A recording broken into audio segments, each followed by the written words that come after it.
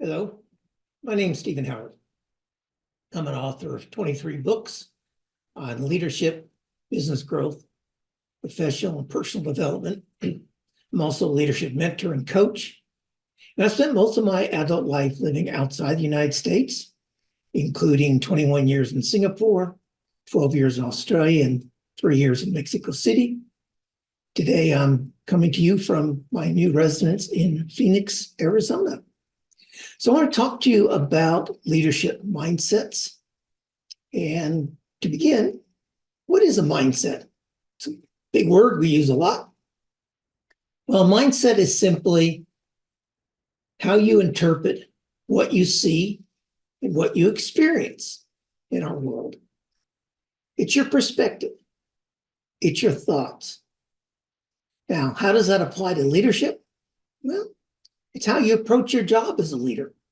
It's how you develop yourself as a leader. It's how you set your priorities as a leader. So I'm going to share with you some leadership mindsets that will help you elevate performance. And these are based on my book, Humony Leadership, which came out a couple years ago. It's a new philosophy on leadership, a new approach to leadership. And I'm very pleased to share that it recently won a gold medal from the Nonfiction Authors Association, and they called it a book with an important message.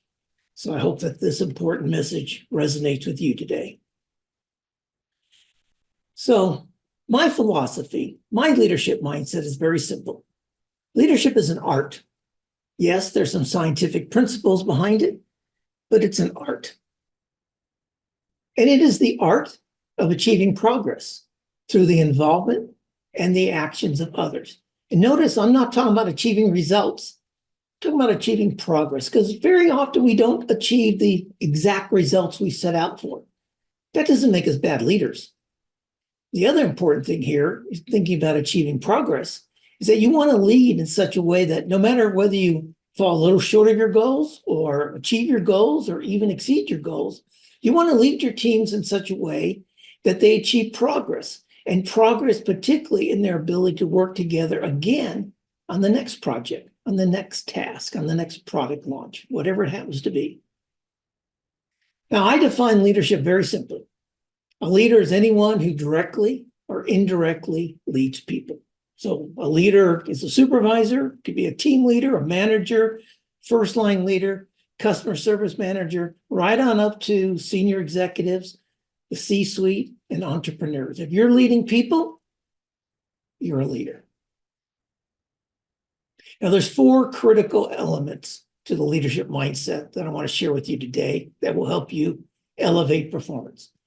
And those are the way you think about managing people, or maybe changing those thoughts about managing people, trust, creating a culture of appreciation, and workplace harmony. And I know people scoff at me when I talk about harmony in the workplace and say there is no such thing. But that doesn't mean it can't be. Doesn't mean we shouldn't aim to have workplace harmony. So as we get into this, I'd like you to think, is your job to manage people? Is that what you do when you wake up in the morning and go to work? Is it to manage people? Let's think about that. Because people do not want to be managed. People don't want to be micromanaged. No one wakes up in the morning and says, I can't wait to be managed by my boss today. And certainly I've never heard anybody ever say, I so look forward to being micromanaged by my boss today. People want to be led. They want to be motivated. They want to be trusted. They want to be given opportunities to grow their skill sets and to grow their decision-making capabilities. And I'm sure every one of you will say, yeah, I've got 3 people that doesn't apply to. Well, yeah, I'm talking about the 93, 94, 95% of your team, of the workforce, who do want to grow their skills, who do want to build their decision-making capabilities. And so I challenge you, do you want to focus on those 5, 6, 7% of people who don't? Or do you want to put your focus and your energy and your effort into those 93, 94, 95% of people who do? Because people want to be involved in decisions, particularly in implementation decisions. I'm not advocating that everyone needs to be involved in strategy. Not everyone needs to be involved in making major decisions about the direction of the organization or what product to launch or what new business line to go into. But when it comes to executing, people want to be involved in how they're going to execute a strategy. Because people want and they need to be coached. They need to be mentored. They need to be empowered. And these are some of your key roles as a leader. And that, again, might be a bit of a mindset change for you. That you wake up in the morning and say, instead of managing people today, I need to think about how I'm going to coach them. How am I going to mentor them? How am I going to empower them? And how am I going to unshackle them from directives so they can use their brains and be innovative and be creative, and coming up with solutions that none of us in the managerial ranks have thought about? Because people want to be free from being told how to accomplish their work. Set the goal, set the strategy, tell them what success looks like, and then step back and let them go out and accomplish how they're going to accomplish their work. Let them make those decisions. You have to keep an eye on it. You have to monitor it. You're not abdicating your role as a leader here. Make sure they stay on course. But you don't want to be a micromanager either. So the mindset change I encourage you to think about at the end of this is to think, you manage things. You manage processes, policies, projects, procedures. But you lead people. And that is an important distinction. Take that hat off that says you're a people manager. Yes, occasionally you do need to lead people, manage people. But that's going to be occasion. If it's 10, 15, even 20% of your time that you're managing people, you're well on the road to success. But if you're spending 70, 75, 80% of your time or more managing people and not leading them, not mentoring, not coaching them, you're not going to achieve everything that you and your team could achieve. You're not going to get those results that you truly desire. So you lead human beings. And that's another mindset change. You're not leading assets. You're not leading resources. You're not even leading staff or workers or headcounts. And, the only word I would encourage you maybe to think about is call them team members, because they're human beings and they have good days and they have bad days, just like you as a human being. And you have to think about that again, that you're leading human beings, because one of your top priority as a leader is to develop people. In fact, I would consider that your number one priority as a leader, because it's no longer in today's world about getting the most out of people. That's what we used to talk about in the 1990s and the early 2000s. Great leaders are those who got the most out of their people. Well, no, that's why we had the Great Resignation. People don't want you to get the most out of them. They want you to put the most into them. And then you will reap the benefits and the rewards for doing so. So develop your people, putting into them, and then you'll get out of them what you want. Another mindset change is, and sorry, this burden has to fall on you, but it's the way it is today, post-pandemic. We as leaders are responsible for workplace wellness, workplace well-being. That means we're responsible for identifying, reducing stress and drama in our workplaces. That's our role. We're also responsible for monitoring and enhancing employee wellness, including their physical wellness, their mental wellness, and their emotional wellness. And you can do that by reducing stress and drama. That's the first place to start.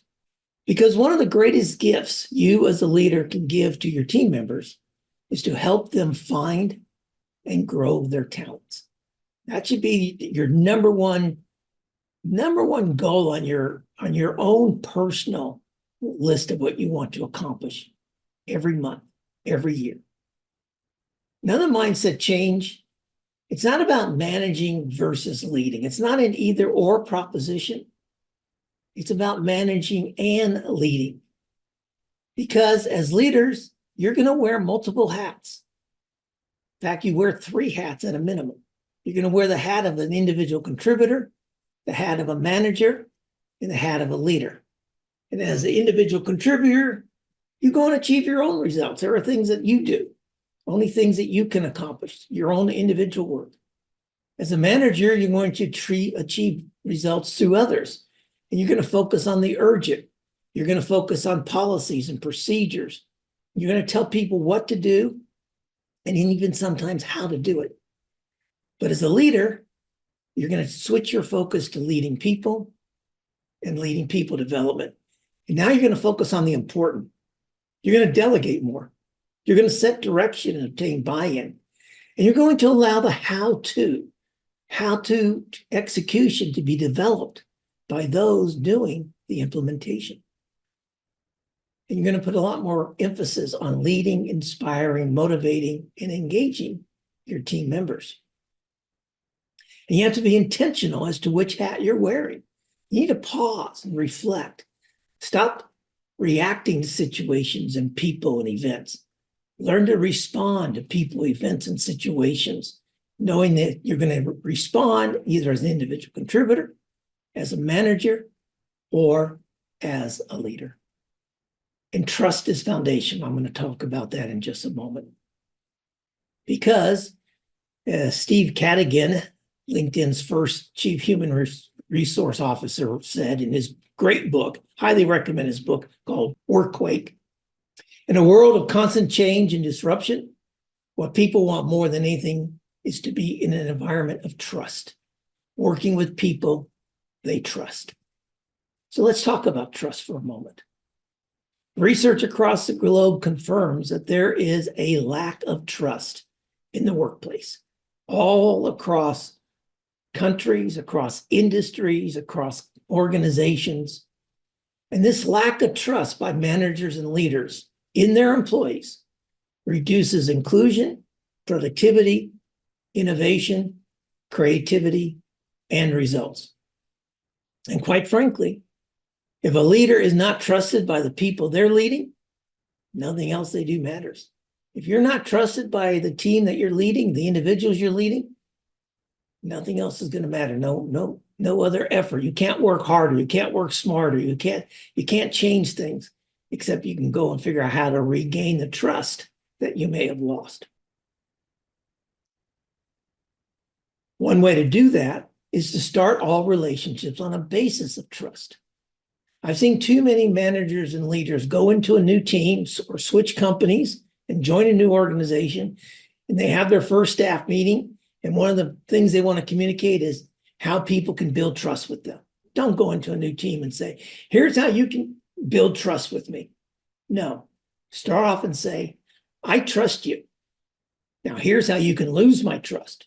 You can lie. You can sweep an error under the carpet. You can not come to me soon enough when something is beyond your capacity to handle. You can blame others. You can withhold information. That's how you lose my trust. So start off with trust. So let's talk now about building cultures of appreciation. And that culture can be at a team level. This is not a corporate culture type initiative, although it'd be great if it was, but you don't have to worry about that. You can do this within the unit, the department, the team that you're leading. Because appreciation and gratitude are two of the most important levers that you have as a leader. But very few people use these levers. In fact, think, when was the last time you received what I call fortifying, or some people call positive feedback from your boss? Not too long ago? Great. A long time ago? Not so good. Now, ask yourself this. When was the last time you gave fortifying or positive feedback to somebody? And I mean more than just, hey, nice job or good presentation. I mean something very specific that you told them what they were doing well, that they could either repeat or replicate going forward. And this is so critical, yet it doesn't get done. A 10-year survey of over 200,000 managers and employees showed that 79%, almost 8 out of 10 of employees who quit their jobs cited a lack of appreciation as one of the key reasons why they quit. And 65% in that same study said they were not recognized even once by their leaders or supervisors over the previous 12 months, over the previous year. That's can't be done. That's intolerable for an employee. How would you like to go through life for a year and not being recognized for your efforts by your manager or supervisor, your leader? And more recently, in 2023, HubSpot research showed that 69% of employees said that they would work harder if their efforts were better recognized. You know, we see so many articles where senior leaders are complaining about the lack of productivity in today's workforces. Well, I would suggest those same leaders go and find out if their managers and their leaders are showing appreciation and gratitude to their workforce. I bet you there's a huge correlation there. The lack of appreciation is also was cited in one of the top contributing factors in nearly every research study I read about the Great Resignation. People don't want to work in environments where they're not appreciated and where their bosses are not showing gratitude towards them. So here's a mindset change for you. Recognize efforts and then reward results. So often as leaders, we wait until a project is completed, and then we tell people what they did well and what they did wrong and how they could have done it better. But if it's a 6-month project or even a 6-week project, how do you think that person feels working on that, toiling day in and day out on a project or an assignment, and no one's recognizing the effort that they're putting into it until it's all done? So recognize the efforts and then reward the results. Because as Mary Kay Ash said, everyone wants to be appreciated. So if you appreciate someone, don't keep it a secret. Tell them. And take away all those thoughts of why should I tell them what a good job they're doing? We pay them good money. They're supposed to do a good job. That's why we hire them. Yes. But it's still a highly motivating factor to be told that you're doing a great job. So lastly, let's talk about workplace harmony. And what is workplace harmony? Well, workplace harmony, and when I researched the book, Humony Leadership, and I talked to people and said, please describe workplace harmony or harmony in your workplaces, people laughed at me. They scoffed. They said, there's no such thing as harmony in the workplace. Where they're doing a job, we're too busy for harmony. Well, research also shows that organizations or teams that have harmony produce a lot more. Their productivity is higher, their innovation is higher, their creativity is higher, their teamwork is higher. And on the other hand, issues like well-being issues and drama are decreased. Now, workplace harmony requires trust and respect. It will build cooperative collaboration rather than forced collaboration. Forced collaboration is when you put people together and say, you're on this team, and here's what we need you to accomplish. They didn't volunteer for it. They're not even interested in it, maybe. That's forced collaboration. Workplace harmony is where you create such a harmonized environment. People want to collaborate together. They want to share ideas and information. It's like the state of flow. We've all had whatever we're working on sometimes. Me as an author, when I'm writing, I've got friends who work on cars as hobbies. I've got friends who are painters, and they say when they get so involved in their work, particularly their hobbies, they lose track of time. They have no idea what's going on. That's flow. They're totally concentrating on what they're doing. Well, in the workplace, that's what harmony looks like. When you got team members all in flow together, working with one another, collaborating with one another. Of course, this does require psychological safety. And obviously, it requires inclusion of everybody. And I'm not just talking about DEI things. I'm talking about things like including the introverts, including people who think differently, including people who think outside the box and come up maybe with really crazy ideas, but maybe you can build on those crazy ideas. And it creates a sense of belonging. Now, psychological safety is critical. And if you're not aware of this, please go Google the research that Google did. Google did a highly valuable research study on what makes a successful team. And the number one factor they found was that team members feel safe to take risks and to be vulnerable in front of one another. That they felt confident that no one on the team would embarrass or punish anyone for admitting they made a mistake or for asking a question, for offering a new idea. And I can't tell you how many times I've sat in meetings as a consultant or previously as a manager and a leader, and somebody comes with an idea and someone says, we tried that 5 years ago. Didn't work then. Well, the world's changed in 5 years. Stop allowing people to shoot down ideas. Let people offer new ideas, ask questions, particularly clarifying questions. Let people admit they made a mistake. Then you have a psychologically safe environment, which again will enhance collaboration and innovation and creativity. So let me sum all this up for you. And what I call humany, by the way, humany is a word I created. It's not in the dictionary. Humany, I combine human, humanity, and harmony to talk about the kind of leadership that is required for success post-pandemic. And the benefit of this, what I've been talking about today and creating desired results through Humony Leadership, is you get engaged team members. You get increased productivity. You get higher workforce retention.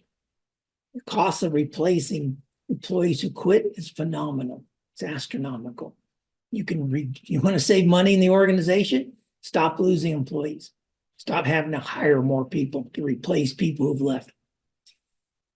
Humany Leadership results in empowered teams and individuals, and it also results in reduced employee attrition, presenteeism, where people just come in, click out, just do the basic minimum, and it also reduces sick days.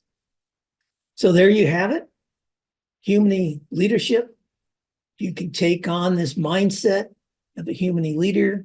You can create your own legacy as a leader, and you will be empowered to achieve great success in your organization today and any other organization that you might join in the future, including nonprofits or volunteer work that you might do.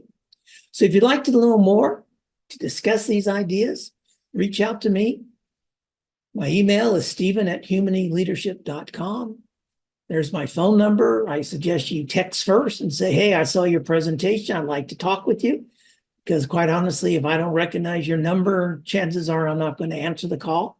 But if you leave a voice message, I will call you back. Or book an appointment. There's my calendar link there at Calendly. Just go there, pick a day, time that's convenient for you, book a 20, 30-minute conversation. I'm happy to talk with you. By the way, go to my YouTube channel. It's called Stephen Howard on Leadership. There's the link, or just go to YouTube and search Stephen Howard on Leadership. I've got a lot of great, free, valuable content there for you to enhance your leadership skills. Or connect with me through LinkedIn, and it'll say Stephen Howard. There's several, so just find the one from Phoenix, Arizona. Or follow us on Instagram at Humany Leadership. So with all that, I hope you've enjoyed this presentation. I hope you found value in it. Look forward to talking with you at some point in the future. And thank you very much. Best wishes for continued success.